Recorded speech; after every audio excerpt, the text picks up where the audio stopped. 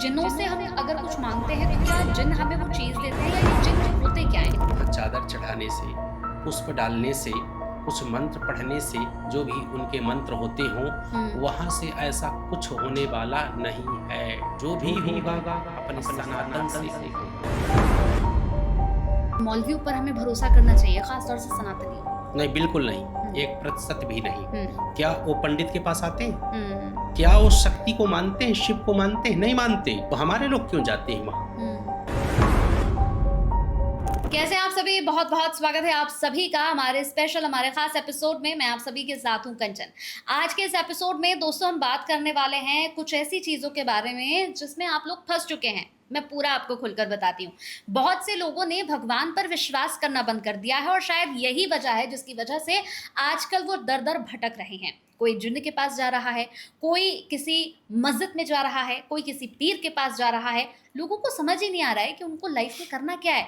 अरे भाई जिसके आप बचपन से जब आप छोटे थे, जिसके आगे आप माथा टेकते हुए आए हैं, आज उस पर से भरोसा उठा रहे हैं। बहुत सारे सवाल लेकर आई हूँ इस एपिसोड में, तो इस एपिसोड को लास्ट तक ज़रूर देखिएगा।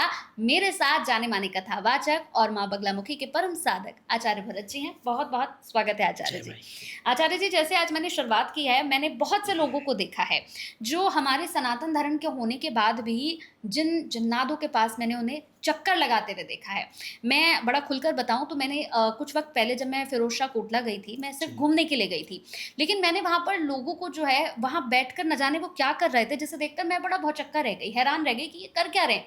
हमारे धर्म के होने के बाद भी, सनातनी होने के बाद भी वो वहाँ पर जाकर कुछ-कुछ मैं तो अपनी लैंग्वेज में कहूँ मंत्र कुछ पढ़ रहे हैं, कोई रो रहा है, कोई कुछ माँग रहा है।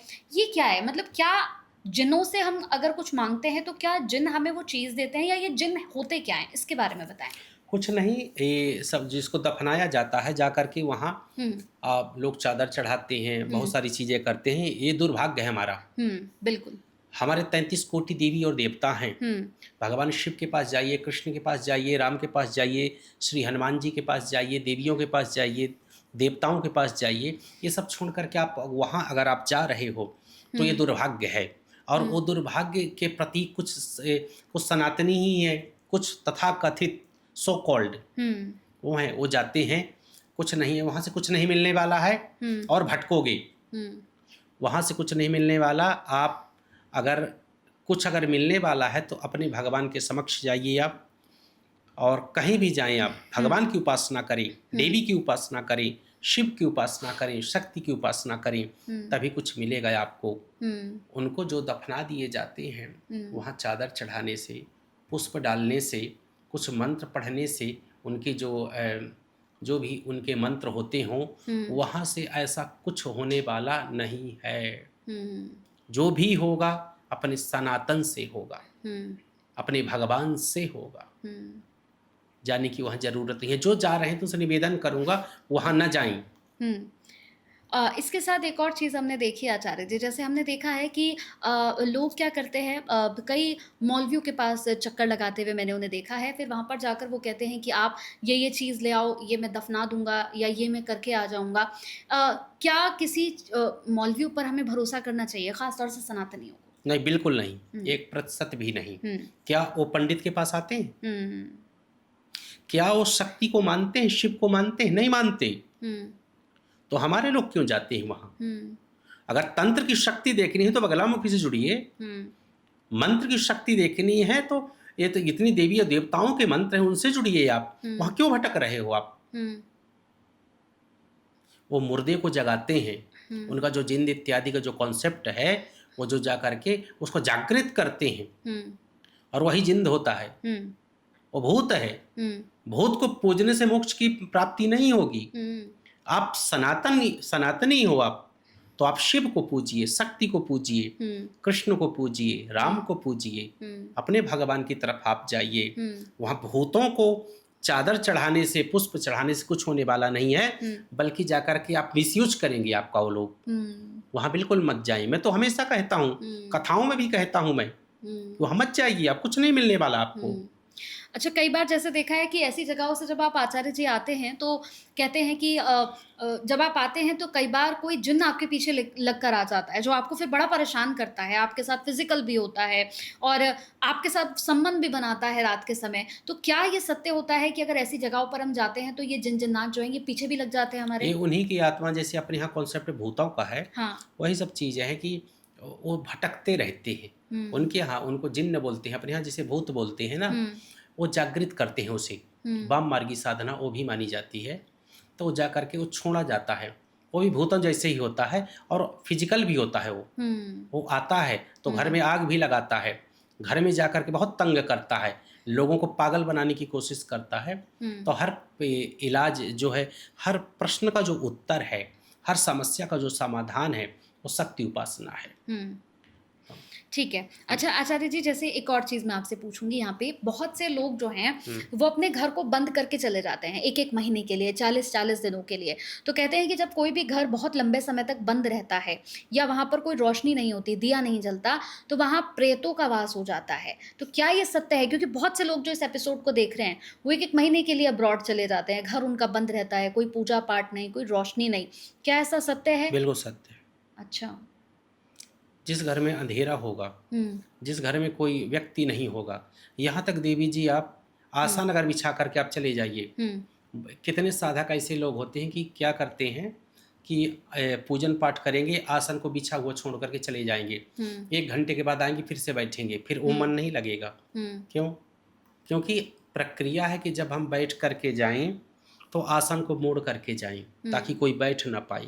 ये हुँ, छोटे से आसन के लिए इतनी प्रक्रियाएँ हैं। हुँ, तो एक घर को अगर आप बंद करके जाते हो महीने 2-2 महीने के लिए, हुँ, तो नेगेटिविटी तो ज़रूर आएगी। हुँ, हुँ, आएगी, बिस्तर में आएगी, हुँ, सोएगी, कहीं भी रहेगी, कोने में, रसोई में, बिस्तर में, कहीं भी, हुँ, तहखाने में, छत पे, बाथरूम पे, कहीं भी, और उसका आभास भी होगा आपको। हुँ, इसलिए किसी न किसी को रख कर के जाएँ, हुँ, या कोई ऐसा कि सुबह-शाम आ जाए, पूजन पाठ होता रहे, हुँ, धूप बत्ती होती रहे, आरती होती रहे, हुँ, करके जाएँ। हुँ, खाली छोड़ोगे तो कोई उसको भरेगा, हुँ, हुँ। कन्फर्म। आचार्य जी, आजकल हर कोई सोशल मीडिया प्लेटफ़ॉर्म पर हम देखते हैं बड़ा एक्टिव है, अपनी फ़ोटोज़ लगाते हैं, अलग-अलग तरह की, बहुत खूबसूरत-खूबसूरत, चूँकि एआई का भी ज़माना है तो लोग एआई से भी बड़ी सुंदर तस्वीरें हुँ। बना लेते हैं। स्टेटस लगाते हैं, उसके बाद गानों के साथ स्टेटस लगाते हैं। क्या स्टेटस से उस फ़ोटो से भी तंत्र किया जा सकता है? बिल्कुल, तंत्र जो है तो स्वरूप से, हुँ, फ़ोटो से, बाल से, हुँ, नाख़ून से, हुँ, किसी से भी तंत्र किया जा तंत्र तो आपकी आवाज़ से किया जा सकता है कि आप सिर्फ़ बस कोई हुँ, आप बात करो, हुँ, और उससे भी तंत्र हो सकता है। ये तो हुँ। ईज़िली है, फ़ोटो तो ईज़ी अच्छा। तंत्र हो सकता है फ़ोटो से। और जैसे कहते हैं कि पैरों की धूल से भी तंत्र किया जाता है। पैरों को धूल से होता है, पैरों के नाखून से होता है, बाल से होता है, हुँ, कपड़े से होता है, हुँ, और न जाने जो आप यूज़ करते हो जितनी चीज़ें, हुँ, वो सबसे तंत्र हो सकता है। वो हुँ, आपकी खुशबू अगर उसमें समाहित है, हुँ, आपका डीएनए उसमें है, हुँ, हर चीज़ से, आपके फ़ोन से भी हो जाएगा, अगर हुँ, आपने इसको टच किया है। हुँ। अच्छा। आपकी खुशबू इसमें चली गई, हुँ, या मेरा फ़ोन में मेरी खुशबू है, हुँ, मेरा जो भी है, हुँ, पॉज़िटिविटी, नेगेटिविटी, हुँ। हर चीज़ से तंत्र हो सकता है। आपकी खुशबू से भी? बिल्कुल, शत प्रतिशत। अच्छा। अच्छा आचार्य जी, मैंने सुना है कि श्मशान और मंदिर के सामने घर नहीं होना चाहिए। यानी मंदिर के सामने भी ना हो और श्मशान के सामने भी ना हो। मंदिर में बहुत बड़ी ऊर्जा होती है, उस हाँ। ऊर्जा को मंदिर घर नहीं सँभाल पाएगा। मंदिर के सामने जो घर होगा, वो परेशान होगा हमेशा, हुँ। लिखित है। अच्छा। शमशान के सामने घर होगा, वो वो रात में तांडव करेंगे भूत। अच्छा। हाँ, नहीं होना चाहिए, ना मंदिर के ना श्मशान के। बिल्कुल नहीं होना चाहिए, व्यक्ति हुँ, सुखी नहीं रह सकता, हुँ। बिल्कुल नहीं। हुँ। भानगढ़ के किले के बारे में सुना होगा आपने आचार्य जी। भानगढ़ का एक किला है। सुना है कि यहाँ पर सबसे ज़्यादा प्रेत बाधित जगहों में से ये एक है और सबसे ज़्यादा प्रेत यहाँ पर होते हैं। क्या हम इस बात को मान सकते हैं, जैसे मैं एक एग्ज़ाम्पल आपको दे रही हूँ। मेरे खुद के दोस्त थे जो भानगढ़ घूमने के लिए गए थे। जब वो वहाँ से आ रहे थे तो उन्होंने जो एक्सपीरियंस शेयर किया मुझसे, मैं वो सुनकर हैरान थी। वो कह रहे थे कि उनकी कार चल रही थी और उन्होंने इस चीज़ को महसूस किया कि कोई एक महिला जिस स्पीड से उनकी कार थी, उसी स्पीड से उनके बगल में चल रही थी। ये उन्होंने खुद मुझसे बताया, मुझे विश्वास नहीं हुआ। क्या हम इस बात में मान सकते हैं कि ऐसी चीज़ें शत होती हैं? प्रतिशत होती है। वो अच्छा। वो किला क्या, ऐसे कई हैं राजस्थान में, गुप्त हुँ, किला हैं, हुँ। और मध्य प्रदेश में कि रात की आवाज़ें आती हैं। अच्छा। एक मध्य प्रदेश में एक जहाँ हमारा स्वयं शिक्षा दीक्षा पहले हुई, हुँ, एक है बीजा राघवगढ़, हुँ, एक वहाँ प्राचीन किला है। हुँ, मतलब वहाँ देख लें आप, और राजस्थान में कई ऐसे किले हैं हुँ, कि आवाज़ें आती हैं, हुँ, और कई ऐसे कुएं हैं हुँ, कि लगता है कि कोई चीख रहा कि बचाओ। हुँ, और जब आप जाओ तो अगर कोई नाजुक व्यक्ति है, थोड़ा सा जिसका मन कमज़ोर है, तो पीछा कर लेते हैं, सामने आ जाते हैं कि रोक एक कर की, लगता है कि कोई सामने खड़ा है, हजारों फीट इसकी लंबाई चौड़ाई है। एक किलों में, ये बड़े बड़े गुप्त स्थानों में जो बंद हैं, इसमें प्रेतिक बाधाएं इत्यादि शत प्रतिशत होती हैं। हुँ, ऐसी रोडों में आप देखेंगे, कई ऐसे मैं रोडों को जानता हूँ हुँ। जहाँ की 10-20 लोग मरे अचानक, अच्छा। और वहाँ जाकर के अजीब सी आवाज़ें आती हैं। हुँ, कोई बच्चे के रोने की आवाज़, कोई बूढ़े की आवाज़, कि हुँ, कोई कहता है बचा लो, कोई हुँ, कहता है ले चलो, कोई कहता है खिला दो, कोई कहता है संभल जाओ, कोई कुछ कहता है, कोई कुछ कहता है। हुँ, ये निश्चित रूप से होता है। हुँ, जितने दिन उसको भटकना है भूत रूप में, हुँ, वो भटकेगा हुँ, और जाकर के बाद में मुक्त होता है। हुँ, ये प्रेत आत्माएं, ये सब किलों में, गढ़ों में, पुराने प्राचीन स्थानों में, हुँ, बंद घरों में इनका वास होता है, और ये हुँ। होती हैं बिल्कुल, निश्चित बिल्कुल, रूप से। बिल्कुल। तो जितने भी लोग इस एपिसोड को देख रहे थे, देखिए हर एपिसोड हम आपके सामने लेकर आते हैं जिसमें हम माई की बात भी करते हैं और तंत्रों के रहस्यों से भी पर्दा उठाते हैं। अगर आपके जीवन में भी आप किसी सिचुएशन से परेशान चल रहे हैं, दुश्मनों से परेशान हैं, घर में दुःख से परेशान हैं, दरिद्रता से परेशान हैं या फिर लाइफ में कुछ अच्छा नहीं चल रहा है, तो आप संपर्क कर सकते हैं। 2 नंबर से हम लगातार फ्लैश करते हैं। अरुण शास्त्री जी का नंबर है और प्रियांशु शास्त्री जी का। इनसे संपर्क करके आप महाराज जी तक पहुँच सकते हैं। अगले एपिसोड में फिर आपसे मुलाकात होगी महाराज, तब तक के लिए जय जय माई माई। की।